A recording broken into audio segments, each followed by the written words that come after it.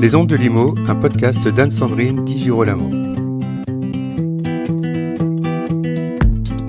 Conseil national des barreaux, Conseil supérieur du notariat, Ordre des avocats de Paris, Ordre des architectes, des géomètres experts, des vétérinaires, des experts comptables, des sages-femmes, des masseurs-kinésithérapeutes, des médecins, des infirmiers, des chirurgiens dentistes et des pédicures podologues. Et les syndics alors ? Eh bien, j'ai posé la question à Pierre-Édouard Lagrolet, brillant avocat, pratiquant entre autres le droit de la copropriété. Bonjour Pierre-Édouard, il y a quelques mois, au détour d'une conversation, vous avez émis l'hypothèse de la création d'un ordre des syndics. Creusons donc, si vous le voulez bien, la question, et cela en toute curiosité. Commençons avec une question plus généraliste sur la fréquence de la recherche de responsabilité des syndics tout d'abord. Est-ce qu'on connaît les chiffres ? Bonjour Anne-Sandrine, merci de m'avoir proposé cette émission sur ce sujet très intéressant de l'éventuelle création d'un ordre des syndics de copropriété. Et cette première question se pose effectivement parce que l'ordre, c'est aussi un organisme de gestion des conflits entre syndics, de prévention des risques qui peuvent se réaliser aussi vis-à-vis des consommateurs. Et donc la responsabilité est une question centrale dans celle de la création d'un éventuel ordre. Eh bien, nous avons des chiffres. Je préciserai qu'il faut les prendre avec précaution et je dirai pourquoi. Sur les chiffres du contentieux de la copropriété, le nombre d'actions qui sont engagées contre les syndics est assez faible. Il semblerait, d'après les chiffres de la Direction des affaires civiles et du Sceau, qu'il représente 0,7% du contentieux de la copropriété, ce qui est extrêmement faible. À titre de comparaison, et c'est assez amusant, c'est 7% du contentieux pour les contestations d'Assemblée générale, et c'est 70%, c'est 68%, mais on arrondit, 70% des contentieux qui sont relatifs au recouvrement des charges. Donc le contentieux de la responsabilité est extrêmement faible. Ceci étant, il faut préciser que ces chiffres sont peut-être légèrement biaisés. Il faudrait les pondérer, mais je n'ai pas la manière dont on peut le faire aujourd'hui.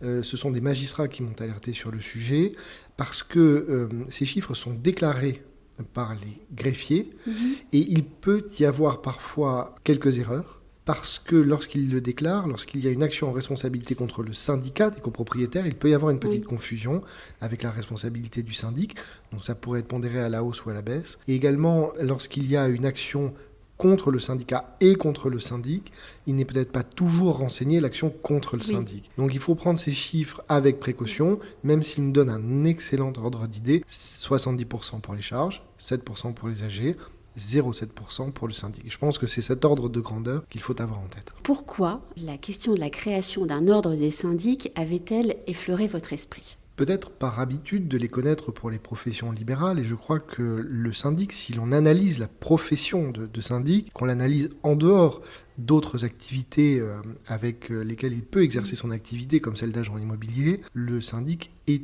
une profession libérale, c'est une activité intellectuelle. Il n'a pas de marchandises à vendre, donc on est dans ce cadre-là. Et il me semble que c'est une profession, une des rares professions en fait, de cette nature, qui n'est pas dotée d'un ordre professionnel qui lui soit propre et qui permettrait à la fois de réguler la pratique en donnant des consignes, des préconisations, mais aussi en régulant par un ordre disciplinaire, un ordre qui permet de sanctionner des pratiques qui sont contraires à la déontologie ou aux règles qui encadrent l'exercice. Et c'est par cette comparaison avec les autres professions, dont celle d'avocat, que j'exerce, que j'ai pensé à cet ordre.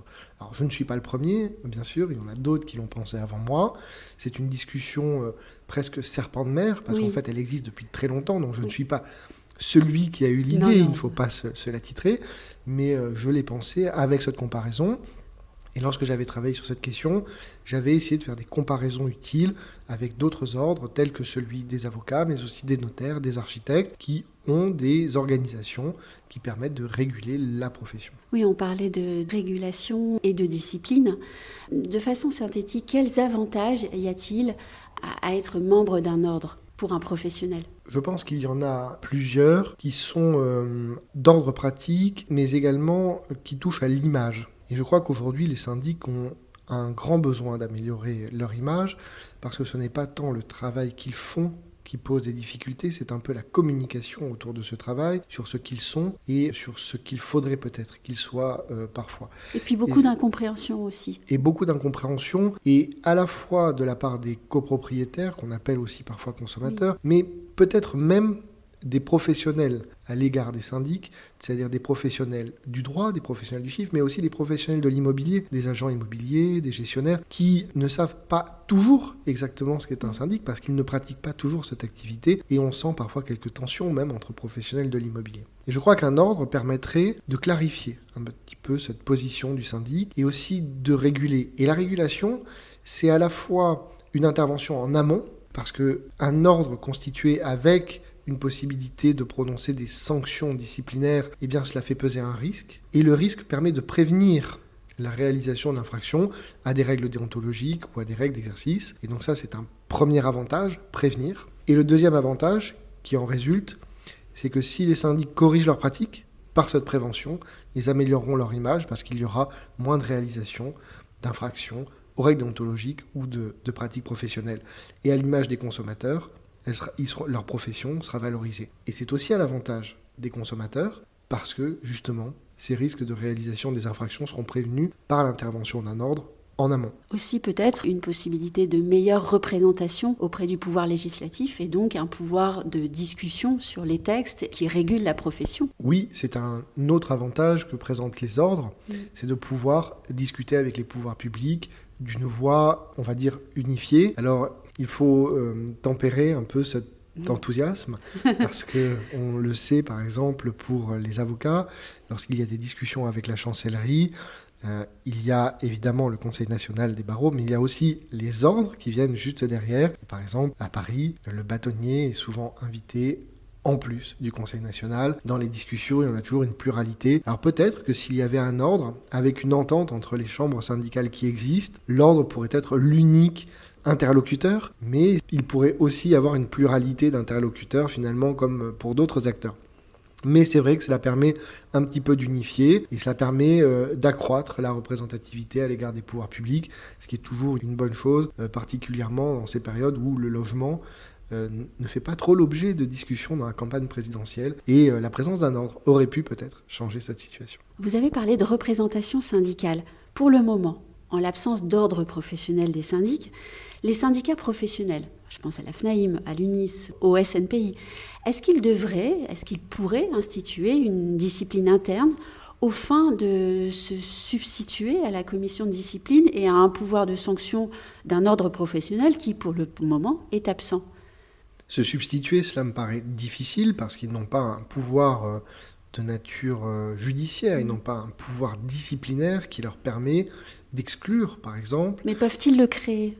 Alors, ils pourraient le proposer. Je crois que ça avait été fait. Ils avaient émis ce souhait. Alors, au fil des années, ce souhait a été plus ou moins tempéré, a été plus ou moins soutenu. Et il en a donné d'ailleurs des choses un petit peu étonnantes au niveau du Conseil national de la transaction et de la gestion immobilière, puisqu'il y avait eu un projet pour créer une chambre disciplinaire, finalement, qui a été supprimé. Et puis, on a une nouvelle chambre qui s'est formée sans savoir très bien encore quel sera son but.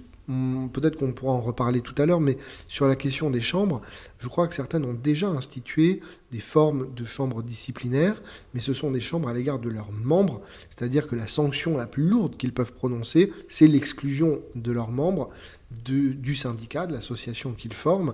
Et donc, bien sûr, moralement, c'est important, mais cela ne permet pas de réguler la profession par l'exclusion de la profession du membre qui aurait commis des fautes de nature très grave.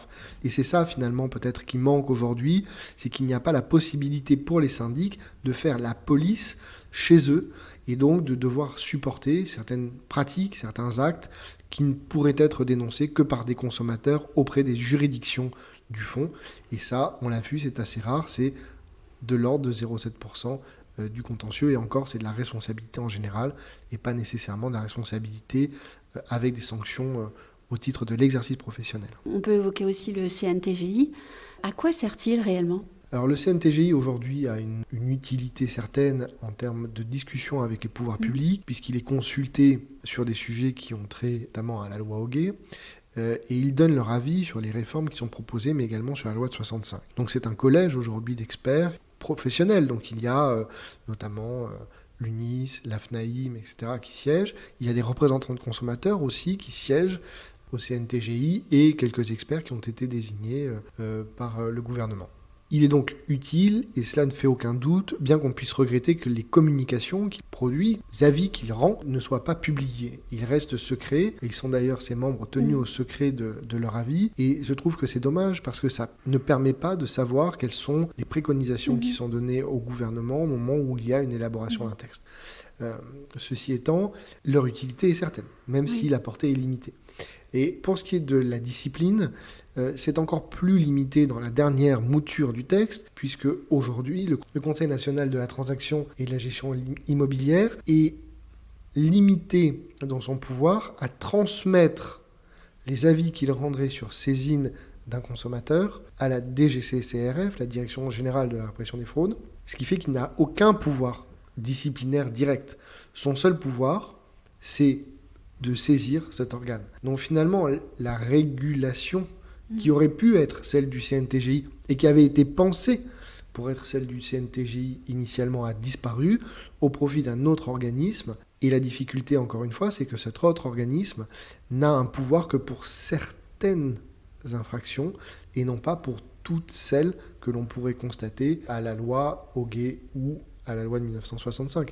Et donc, la DGCCRF ne prendra pas tout type de sanctions. D'où l'intérêt possible de créer un ordre. J'aimerais qu'on termine avec une question, celle de savoir si agent immobilier, transactionnaire, gestionnaire de biens et syndic, est-ce que ces trois métiers peuvent encore cohabiter complètement ?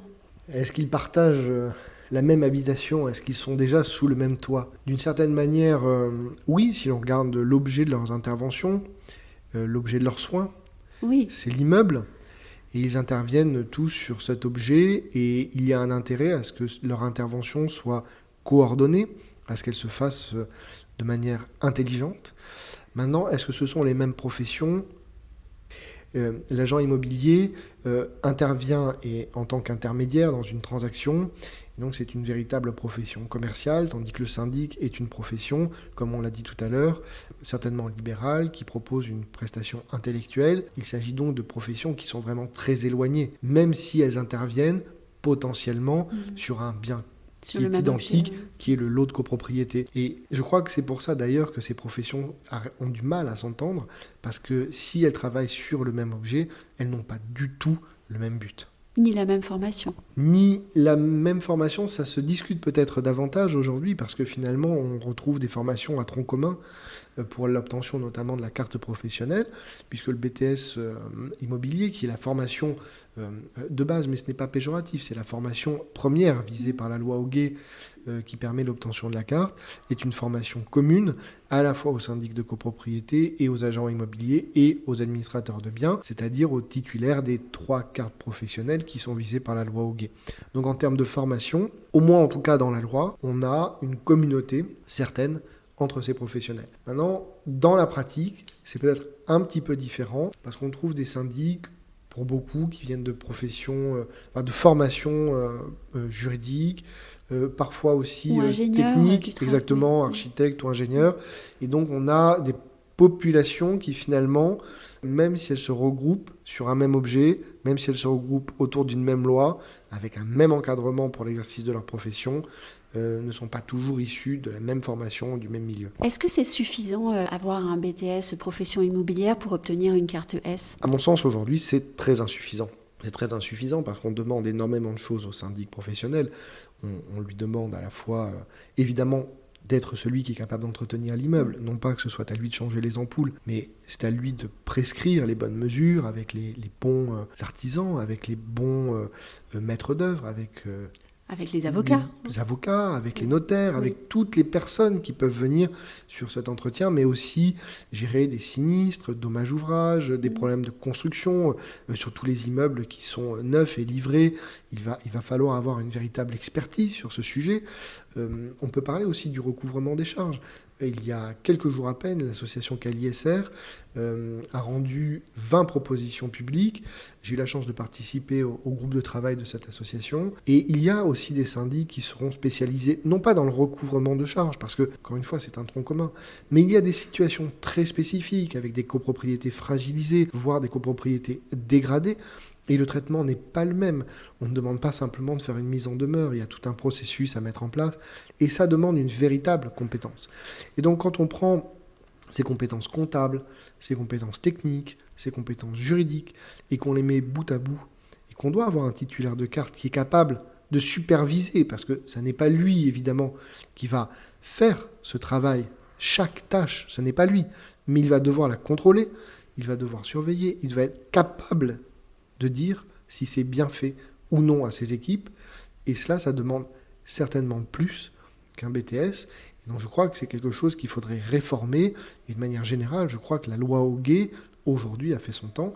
Et je crois qu'il faudrait vraiment la remettre sur l'ouvrage pour l'adapter aux besoins des professionnels et des consommateurs qui sont proches de ces professionnels, qui en ont besoin pour les protéger et aussi pour protéger les professionnels, pour les mettre à jour des besoins de leurs clients. La question donc de la création d'un ordre des syndics est peut-être un serpent de mer, mais elle devient presque urgente à vous écouter. La création de l'ordre peut être urgente, mais elle peut s'intégrer de manière plus générale dans cette urgence qu'il y a à réfléchir à la loi Hoguet. Et je pense que si on réfléchit à cette loi, à l'organisation des professions dont on vient de parler, la question des ordres se posera, et je dis bien des ordres, parce que les syndics pourraient difficilement se regrouper avec les agents immobiliers sous un même ordre, parce que comme on le disait, même s'ils ont un objet commun, leur but n'est pas du tout le même, la motivation de leur action n'est pas la même, et je crois qu'ils ne s'entendraient qu'assez mal pour discuter des propositions qu'ils pourraient faire sur la loi de 65, sur la loi Hoguet, parce qu'ils n'ont pas du tout les mêmes aspirations. Et donc c'est bien une pluralité d'ordres qui se poserait naturellement si on venait à réviser la loi Hoguet, ce que je souhaite. Merci Pierre-Édouard. Merci Anne-Sandrine. Retrouvez les ondes de Limo avec Anne-Sandrine Di Girolamo et ses invités sur toutes les plateformes de téléchargement. Suivez toute l'actualité de votre podcast Les ondes de Limo sur les pages Facebook et Twitter d'Anne-Sandrine Di Girolamo.